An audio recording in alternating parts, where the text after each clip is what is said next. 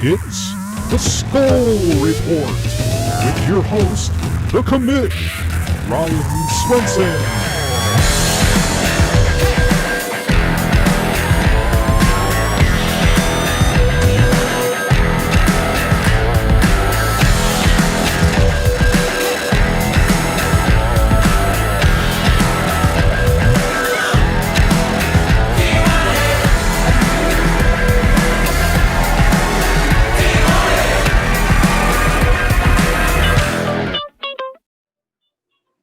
What's going on, everybody? Welcome back to a playoff episode of the Skol Report.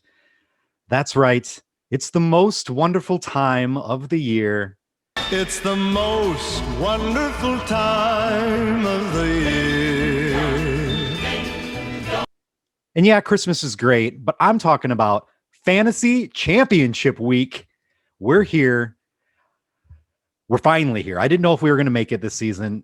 Man, there was a lot of just questions and concerns and worries going into the season and during the season, but everything worked out. We made it to the championship, and this is what I was hoping for all along. It's me versus Baker. We were the only two teams that made the playoffs that have never won the championship.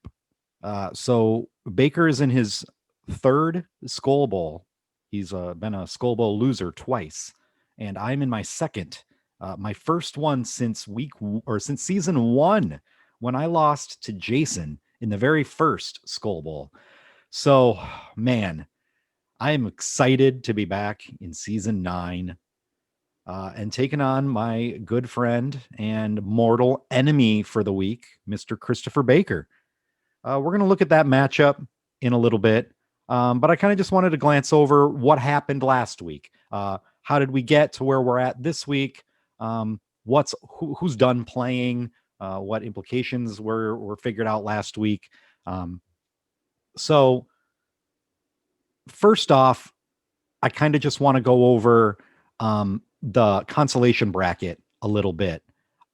They're not playing for much over there in the consolation bracket. There's league legend points on the line, and that always matters down the road. The league legend typically gets something pretty cool at the draft.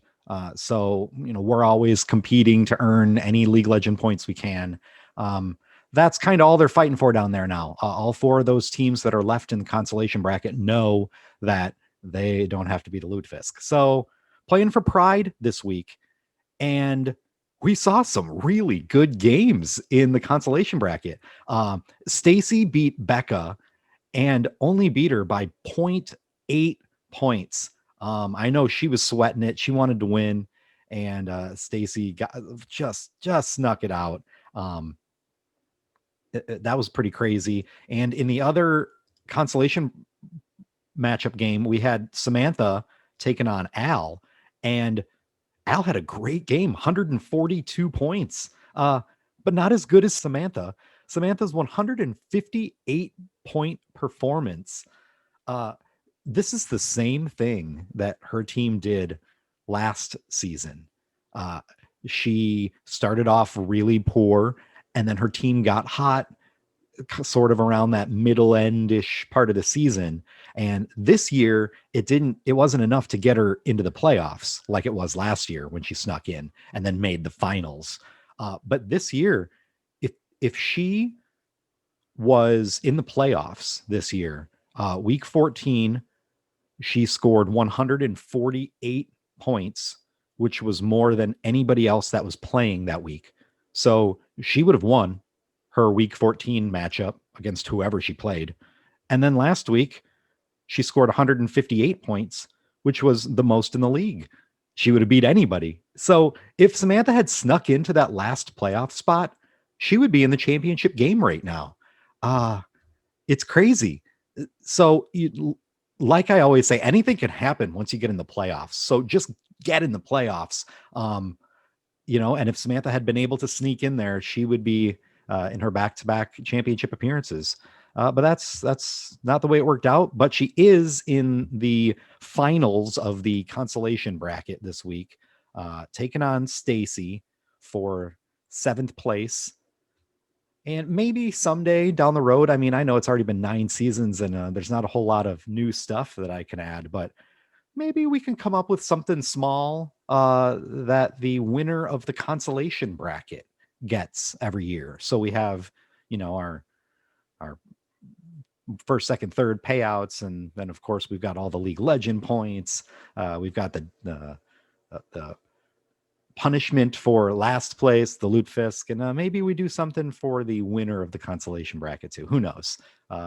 Maybe year 10 will be, well, maybe draft year 10 will unveil something. Who knows? And then also, in the games that ended people's seasons last week, there was the 5th place game between the 2 playoff teams that lost last week, John and Jensen. And when this one started out, Jensen was starting Derek Carr on Thursday night. And Derek Carr got hurt super early in that game, and Marcus Mariota came in and took over. And right there, it looked like, all right, well, Jensen's going to have 2 points from one of his quarterbacks. Like, this thing's probably wrapped up, but you never know, but probably.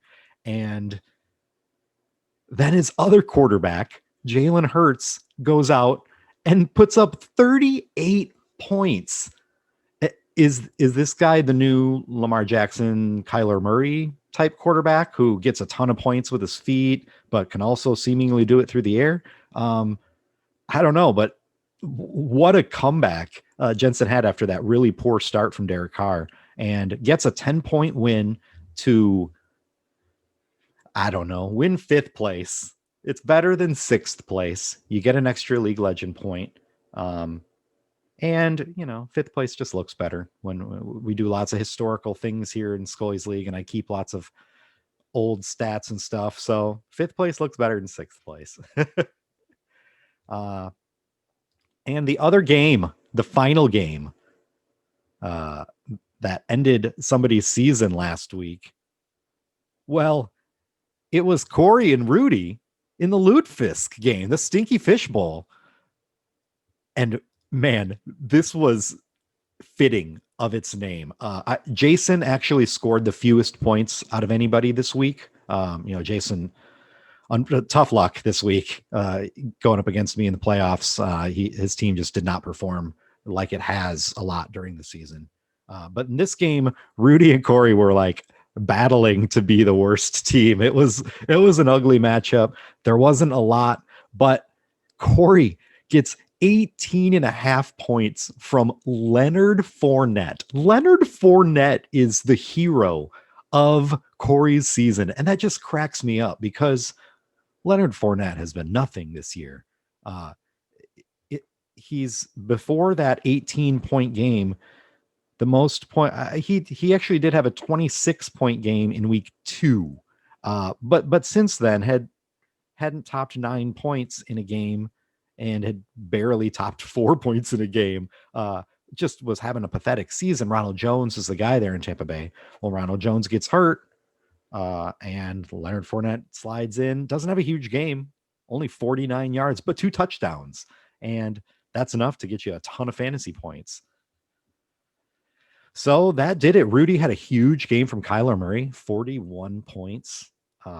That's just, Kyler had some down games, 3 bad games in a row kind of before this game, and just came out and put up one of his vintage Kyler games from earlier in the season. So it wasn't enough. Rudy is our new Loot Fisk, and Rudy and Jason going to be chowing down at the draft next year together. I love it. Oh, gross. It looks like snot. Rudy, man, he's always done really great in the league. Always drafts well. And this year, just injuries immediately took their toll on his team, took out all of his top picks. He really just had Kyler Murray and then a smattering of other guys that he was throwing together each week. And that's just not enough, unfortunately. So Rudy's the new Loot Fisk, and we move on to the playoff bracket. it wasn't very exciting, to be honest. In my matchup versus Jason on Thursday and Saturday, Jason did not have any players going on his team, and I had multiple players going on my team. And I started out before Sunday with an 85-0 point lead. I wanted 100-0. I really wanted that, but it didn't happen. It was close. Devontae Adams and Robbie Anderson stunk on Saturday, and I still went into Sunday with 85 points. So I'm sure that was a little demoralizing for Jason, knowing that he had so much ground to make up, but he could have done it. But just bad performances all around, kind of, from his team in that game. He had, like, the most points he had was from his number 2 quarterback, Kirk Cousins, with 19. He had no 20-point performances in this game. Meanwhile, on the other side, I had 25 points from Darren Waller and 40 from Josh Allen.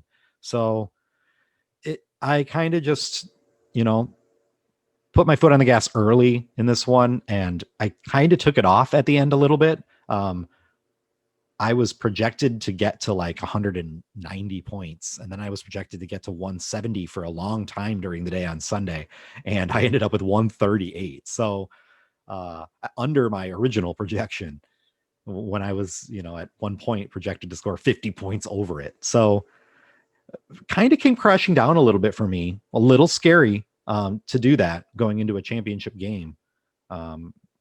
Had an injury from Cam Akers in that game that's going to take him out for the rest of the season, and also had an injury to James Robinson in that game that is now compounded with another injury that he was playing through. So there's big questions about whether he's going to play this weekend. He's not going to practice at all this week. So I might have just lost Cam Akers and James Robinson right before the championship game. That sucks. I've got other options on my team. We're going to see what happens, but that really stinks. In the other playoff matchup, Mr. Baker, Christopher Baker, the 6th seed with a 6-7 record in the regular season, is going to the championship. The big upset over his big time rival, Kyle. It's been talked about before, but I'm just going to look really fast at the overall head-to-head records in our league, because Baker's overall head-to-head against Kyle going into this game was 2-7. Really bad record against Kyle. But he did it once earlier this year, and he did it here. Picked up a huge win, 153-107. Second most points on the week Baker had. That's scary, getting ready to go into that in the championship game when I just had some injuries, and then he scores more points than me the week before. If we were to come down to an exact tie, which is so rare in fraction decimal point leagues like this, but if we were to come down to an exact tie, I believe the tiebreaker is how many fantasy points the team scored the week before. So going into a championship with the tiebreaker, despite how rare it is, that's good for Baker. He had huge games from Calvin Ridley and Tony Pollard. Tony Pollard, it was a really interesting situation because Baker has Zeke. That's his guy. That was his number 1 pick in the draft. He took him at number 4, I think. And he's questionable going into that game. He also has Tony Pollard, the handcuff, on his bench, but he wants to play Zeke. And Zeke, a late scratch. But when you start to think of it, it was almost better. The situation was almost better because Zeke's kind of been struggling this year. He's been playing through some minor injuries, and he was splitting time a little bit with Tony Pollard. They were kind of eating into each other's fantasy points. Well, now Zeke's out of the way. Tony Pollard's going to get all of the carries, and Baker has him on his bench. So Baker slides him in. It has a guaranteed guy who's going to get probably 20 touches in that football game. And sure enough, he goes out there, 63 receiving yards, 69 rushing yards, 2 touchdowns, a huge game. And that might happen again this week. We don't know if Zeke's going to be available to play this week too. The way Zeke is, you don't know. So he might have to play that game this week going into the championship game, Baker, where do I play Zeke? Do I play Pollard? Do I play both of them? Is one gonna be a scratch? Are they both going to be active? If they're both active, I think that's to my advantage. Baker will have a tougher decision to make. And I think whatever decision he does make, it's not going to score as many fantasy points as if Zeke was just out. So interesting situation. Kyle really just came up super short in this one. Kyle had been doing well, 10-3 record in the regular season, scoring lots of points, but it just didn't happen in this one. Eric Ebron put up a goose egg in the Monday night game after he got injured early in that one. Derrick Henry did as usual. Derrick Henry December things, scoring 24 points, but just couldn't get enough points from other places. Kyle lived and died by Cam Newton this year, and unfortunately he died by him in the playoffs. I wonder if Cam Newton is done after this year. I wonder if he is a starter in the league still after this year, if Kyle is done with Cam Newton. He had him in our other league, our dynasty league as well, and it didn't really work out this year. So Kyle falls a little short. He's going to be playing in the 3rd place game next week. So let's get into next week. We've got that 3rd place game. That one's between Kyle and Jason. Not going to go over the matchups in detail or anything. You can all look at their teams. I'll probably even throw up a graphic where you can look at their teams right now. But this is basically Jason was a bit of an overachiever in the regular season. His wide receivers were awesome and kind of helped carry him through. His quarterbacks had some big games here and there. But running back consistency was really tough. And with Kyle having Derrick Henry, that's kind of like running back consistency has been like the story for Kyle. So their teams are made up a little differently. Kyle kind of dominated a bit more during the regular season. But this is going to be a tough matchup. I think Jason's going to actually pull it out, and Jason's going to sneak into that 3rd place spot and win his buy-in back, not buyback. Oh yeah. That's fun moments here on the Skol Report. Win his buy-in back. So 3rd place gets $60. 2nd place is $140. And 1st place wins that big prize, $400 in the championship belt for the year. And all the glory that comes with being the champion of Scully's 2 Football League at the draft next year. If it's me, that's going to be kind of awkward. I don't really think I'm going to shower myself in gifts or anything. So I'll probably just maybe we'll have like a one bigger cool main prize or something. Who knows? Some cool stuff will happen. Hopefully that's the case. And I'm not having to shower Baker with positivity and rainbows and bullshit. You're going down, Baker. Anyway, let's get into that matchup really quick. Me and Baker. This is the one that I know he was waiting for. Baker's been wanting it to be me and him in the championship when he saw the bracket, since he saw the bracket. And here it is. Baker has taken out the 3rd place team and the 2nd place team, or not the 3rd ranked team and the 2nd ranked team in Jensen and Kyle in the past 2 weeks. And now he's going into the championship game against the 1st ranked team, me. So if he does this with a 6-7 record from the 6th seed, he will have taken down number 3, number 2, and number 1 on his way there. That's the way you do it. That's the way you prove that despite the poor regular season record, you deserve to be the champion. But the projection shows that I'm favored in this one. Projections are BS, we know that, but I like to see that still. I just got to touch on a couple of quick notes in this one that are just they're excruciating to me right now. One of them is I currently have George Kittle playing in this matchup. He's in my flex. He's not in my tight end slot. I'm not taking out Darren Waller. Darren Waller might have a bad game against Miami, but he's been such a dude this year. I got to roll with him. There's no way I can take him out.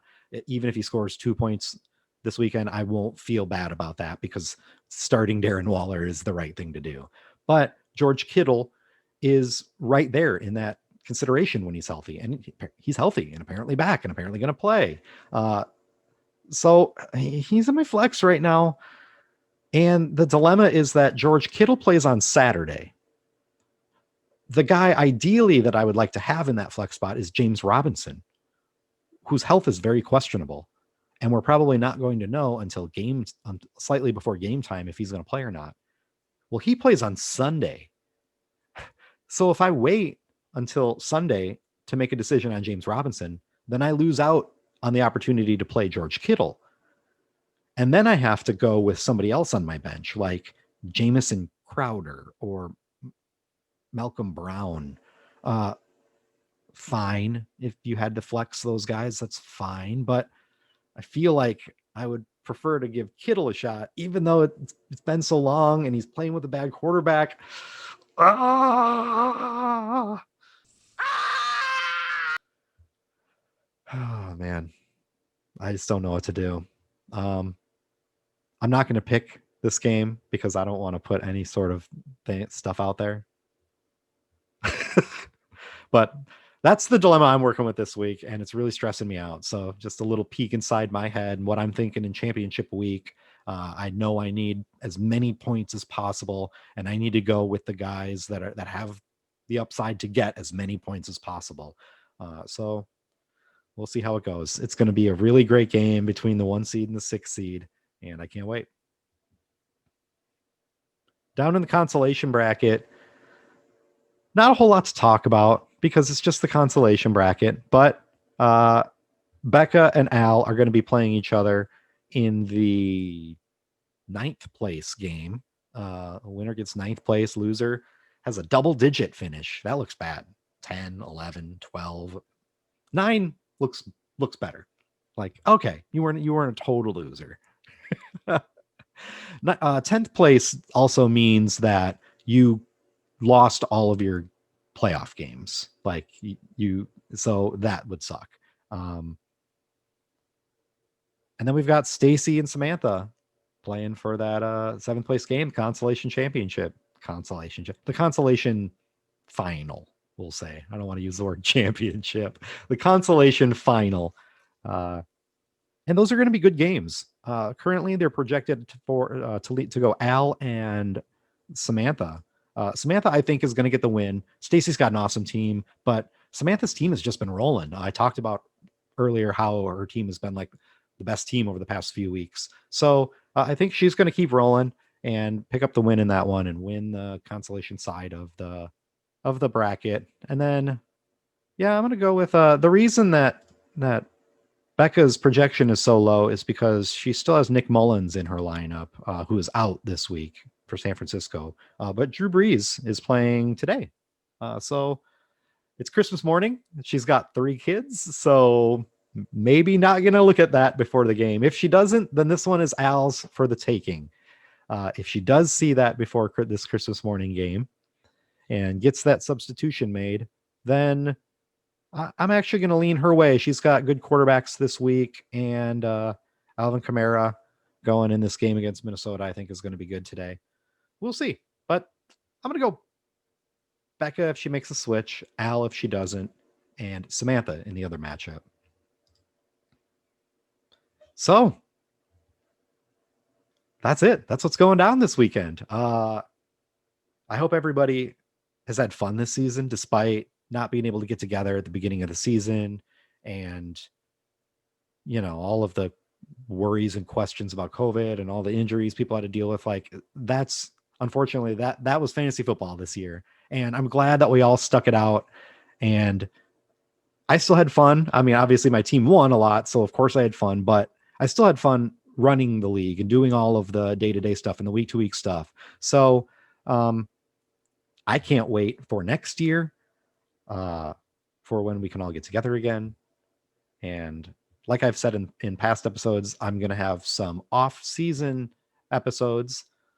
And there's lots of behind-the-scenes talks going on right now of stuff. So just wait for what's coming during the off-season. Lots of news about the new year and our 10th annual draft.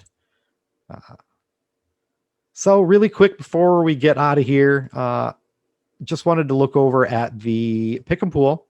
The pick and pool is pretty much wrapped up this year. With 2 weeks to go, Ryan Jensen's got this thing by 7 games over Stacy. She would have to make up a lot of ground in the last 2 weeks, and Jensen's been picking really well lately, so he's not giving anybody the opportunity to make up games. You'd basically have to go perfect over the next 2 weeks and have Jensen do more poorly than he's been doing. So it's a tough order. It looks like he's going to get his 5th pick'em pool title. I believe that is correct. I'm just going to pull up the pick'em pool history really quick. Yeah, it would be his 5th pick'em pool title. And he has the record for most wins in a season, 174 correct picks in 2017. He's on pace to break that this year. He has 157, so he needs 17 more wins to tie 18 wins in the pick'em pool over the next 2 weeks to have the most wins all time this year. I think he can do that. He seems to go 9 and 7 over the next 2 weeks. That's super easy. So yeah, Jensen's going to probably pick up that $35 bonus for winning the pick'em pool, and he has won 5 weeks of the pick'em pool this year, so he will also be winning $60. $60 to Jensen, $60 to the winner of Jason versus Kyle, $140 to the loser of me versus Baker, and $400 to the winner of me versus Baker. So lots of money getting paid out this year. There are 4 people in the league. A third of our league is winning at least their money back, and got to play for free this year. So I think that's pretty cool. We're spreading the wealth. There's a number of people who picked up, $5, $10, $15 this year in the pick'em pool. So they're going to get the opportunity to, get that money. Despite it being a small amount, it's nice to have any amount of money, or to roll it over into their buy-in next year, and their buy-in next year will be less. So for instance, if you won $15 this year, you could roll that over and next year just pay 45 to buy in instead of 60. That's kind of how we've not always done it, but I usually allow people that opportunity. And sometimes if you've only won $5 or $10, you say, yeah, just roll it over. It's easy. But this year, it looks like a lot of the people that got weekly payouts are going to be probably part of those overall payouts too. So money going to fewer people this year. It's concentrated more. So, guys, Merry Christmas. It's December 25th, 7:20 a.m. as I'm recording this right now on the West Coast. And I hope you guys have a very happy holiday. I hope you have a good New Year's. Let's wish for a really fantastic 2021, for things to get better in our world and for things to get back to normal, and for next year to Be a refreshing year in Scully's 2 Football League with a new champion and a new Lutefisk. Well, that's been the episode. Didn't want to keep it too long. Thanks for joining me this season. I know I only put out a few episodes. I meant to do some more, meant to have some guests on more often and stuff like that, but it is what it is. Now I know what I'm doing, and we're going to keep making this bigger and better. And like I said, we're going to have some off-season episodes. So be on the lookout. Thanks for being part of this league. Thanks for being part of the Scully's family. Merry Christmas to you and your families, and have a good one. Peace.